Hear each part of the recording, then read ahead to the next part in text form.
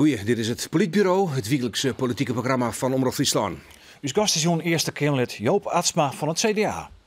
Joop Atsma is een veteraan in de politiek. Steertelid, parlementariër, steertsecretaris en Sint-Wurg lid van de Eerste Kamer. Zijn partij, het CDA, docht het net goed in de peilingen. Maakt hij hem al zwargen bij de provinciale verkiezingen van de Door. Nou, het is een vraag die we voorlezen. Joop Atsma, welkom in het Politbureau Atsma. Nummer 2 op een lijst voor het CDA voor de komende Eerste Kamerverkiezing. Zo'n 2015 in die Eerste Kamer. Is dan het tweede plakje dan een soort belering voor goed gedrag? Nou, dat maakt je eigenlijk gewoon een partij vregen. Ik ben op het tweede plak om. Ik vind dat een heel eervol plak, heel bijzonder.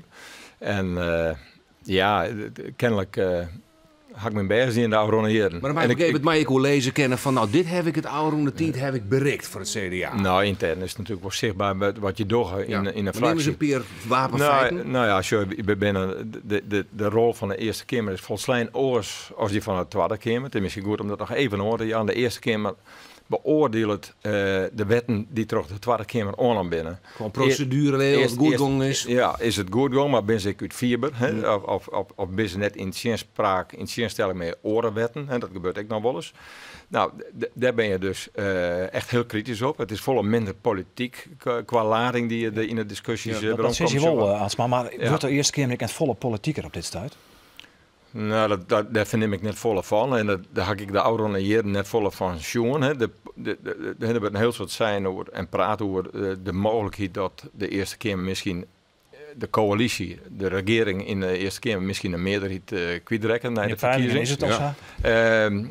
Dat is ik net nee, hè? Dus het vorige kabinet hier geen meerderheid in de Eerste Kamer en dat is volle vaker voorkomen. En juist omdat de Eerste Kamer net direct naar de politiek shot, maar vooral naar de uitvoerbaarheid en de kwaliteit van de wetten, speelt dat minder een rol. Maar het blijft wel een politiek orgaan. Ja. Daar kun je net omheen. Het is in het verleden, het Hans Wiegel het een keer nee zijn, doet het nevens zijn partij ja wijzen moest en toen voor het kabinet. Ja. En nou, zij zijn er wel meer voorbeelden. Ja, de mediawet van Sander Dekker bijvoorbeeld, toen zit jou in die Eerste Kamer. Daar heb ik een heel grote heibel mee de steedssecretaris door, dat weer hier wat lien. En dat is ook politiek dan? Ik weet volslijn bij hem oneens over de opzet van die wet. Nou, dan kun je dus twee dingen dan. Dan kun je een minister zeggen van, nou, wij versmieten die wet. En je kan ook zeggen van, nou, neem me mee waarom. Maak je een wijzigingsvoorstel. Dat kan de Eerste Kamer net doen en dat kan de Tweede Kamer wel. Wij kunnen niks wijzigen. We kunnen wel de minister zeggen, wij vinden het net goed. Pas een paar zaken aan en kom dan maar bij u waarom. En dat is nu in feite gebeurd. De reden dat je het goed vindt, kan natuurlijk wel met politieke oorzaken te maken. Ja, maar dit ging vooral over de uitvoerbaarheid. En in dit geval ging het met name door het plak van de regionale omroep. We weten het al hier en misschien ben je er wel dankbaar voor. Maar toen ik vragen naar een wapenfeit, zei je niks. Is dit dan zo'n wapenfeit waarvan jouw eigen partij, ik zag net van Derma was maar op het vaar hebben? Dat zoek net weten. Dat mij een mensen vrede die. Nou, denk je zelf. Maar als je de rekening hoort mij van, nou, hoe functioneer je natuurlijk in het team van de fractie. Ja. Ik zit er misschien correct. We hebben in de hele Eerste Kamer zitten een soort juristen, mensen die een protte verstaan hebben van de techniek van wetjouwing. Ik ben aan de andere kant wel wat politieker. Ik denk dat het belangrijk is dat alle fracties dat aspect goed in de gaten houden. Ja, en ik denk dat de afwaging best had van, nou ja, hoe rint het met hem?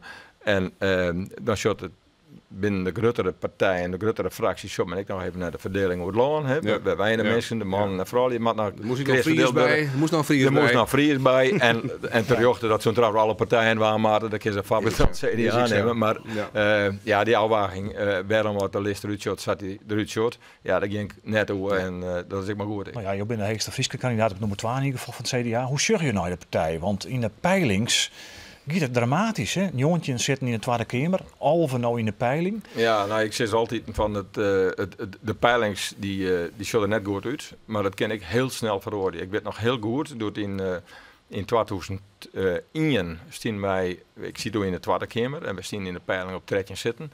Wij hier 29 zitten in de Kamer en toen ontstond de opkomst van Pim Fortuyn.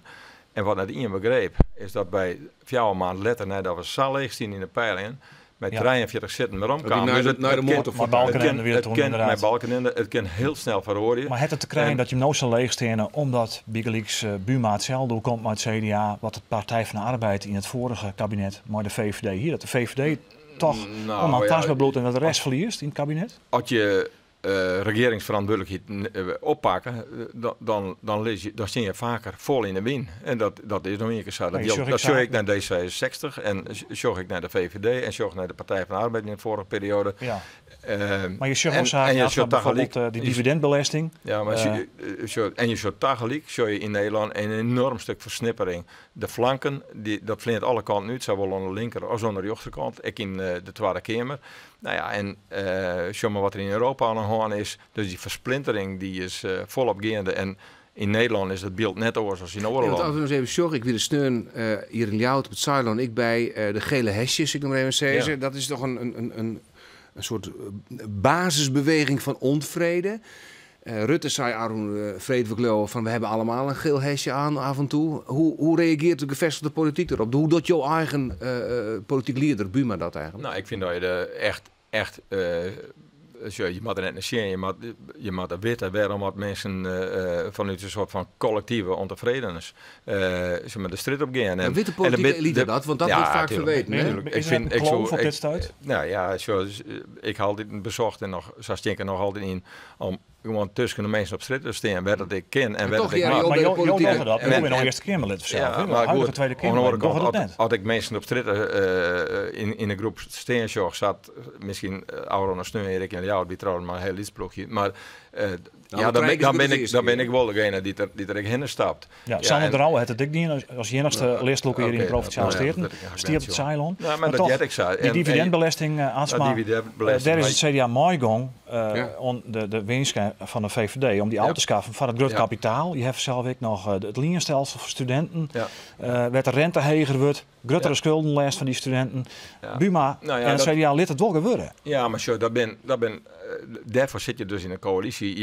Je nimmer gewoon dingen en jou gewoon dingen. Wat krijg je dan van het VVD? Daar ontkom je net aan in een coalitieland als Nederland. En het is ook maar goed dat net één partij het al je fascisme had. Nee, dat snap ik wel. Dus je matte altijd die oude meisjes. Maar wat heeft het CDA waarom gekregen dan? Want dat is natuurlijk een beetje de vraag. Het lijkt wel dat alle partijen inleveren bij de VVD. Die had voor D66, die had voor ChristenUnie, die had ik voor CDA. Ja, maar als ik zag wat de Bigelix op Defensie bad, dan heb je een soort partijen misschien minder mee eens dat er volle meer geld in gaat. Als het gaat naar de positie van de landbouw, dan heeft het CDA en ter jochte hem daar versterkt van maken. En dan blijven ze het aan. Als je zegt, wat er in het onderwijs in algemeen bad, ja, dan kun je zeggen van D66 hier meer wollen. Die had het net gekregen, maar tegelijk zag ik dat er een heel soort winst vanuit het CDA. Ik in die zin wat we maken binnen, maar de discussie over het leenstelsel en wat er nou mee gebeurd is. Het CDA wie het zien het leenstelsel, vond dat de beurs blijven moest. Spieter genoeg. Het CDA zou het nog steeds.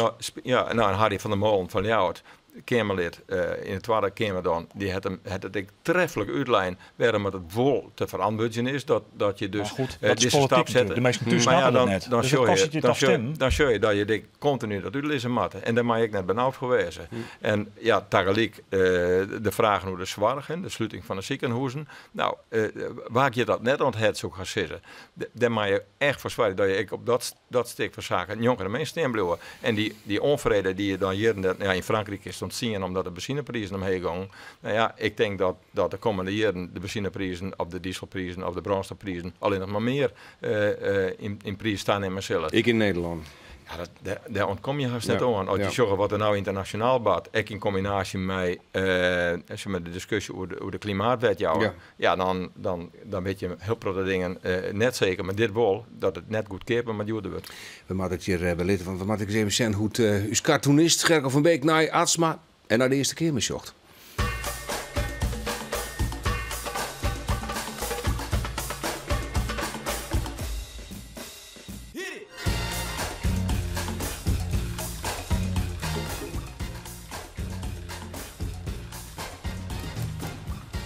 Atsma als beken van Rijst in de Eerste Kamer. Tegen dank, Atsma, voor je komst naar het Politbureau. We hopen dat je beschikbaar blijft voor dit programma. Altijd. Ons af hier het Politbureau. Bedankt voor het zien en graag om naar je weekend.